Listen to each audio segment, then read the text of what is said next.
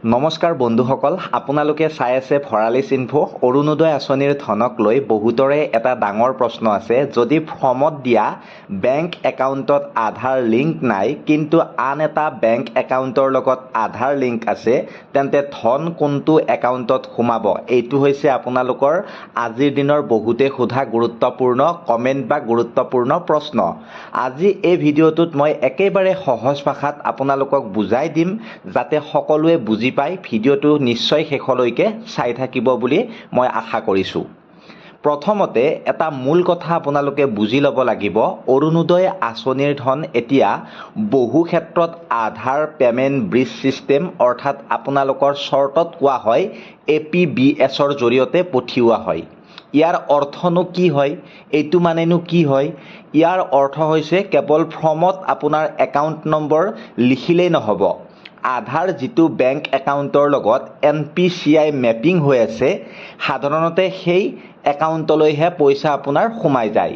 কাৰণ বহু সংখ্যক হিতাধিকাৰী এনেকুৱা আছে, মানে নামটো আপোনাৰ দিব আৰু তেওঁলোকে তেওঁলোকৰ একাউণ্ট নম্বৰ দি পইচাবিলাক একাউণ্টত লৈ থাকে। আপোনাৰ লিষ্টত নাম থাকিলেও যে পইচা নোসোমায়, তো তেনেকুৱা ধৰণৰ অসুবিধাবিলাক এতিয়া চৰকাৰে দূৰ কৰিব চাই আছে। আৰু এতিয়া মই আপোনালোকক এটা উদাহৰণ দিম। এই উদাহৰণটোৰ পৰাই আপোনালোকে গোটেইখিনি তথ্যই ভালদৰে বুজি ল'ব পাৰিব। ধৰক ৰমেনৰ দুটা বেংক একাউণ্ট আছে, SBIত এটা আছে আৰু এটা ধৰক আসাম গ্ৰামীণ বিকাশ বেংকত একাউণ্ট আছে। অৰুণোদয় ফৰ্মত তেখেতে SBI একাউণ্টটো দিছিলে, কিন্তু SBI একাউণ্টত আধাৰ লিংক হোৱা নাই। আনহাতে অসম গ্ৰামীণ বিকাশ যিটো বেংক একাউণ্ট আছে, তাতে কিন্তু আধাৰ লিংক হৈ আছে আৰু NPCI মেপিং দুয়োটাই আছে তাতে।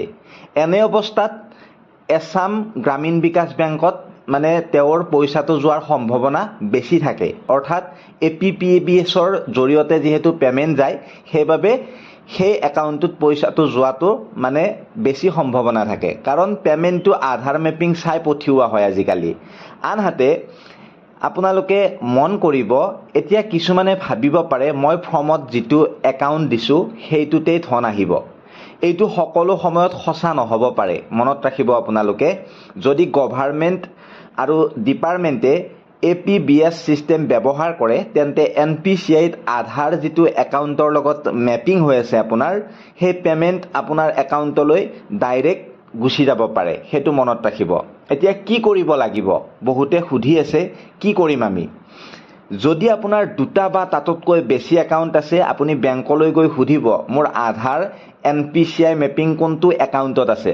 মনত ৰাখিব, পুনৰবাৰ কৈছোঁ মই, আধাৰ NPCI মেপিং কোনটো একাউণ্টত আছে আপুনি বেংকত গৈ সুধিব।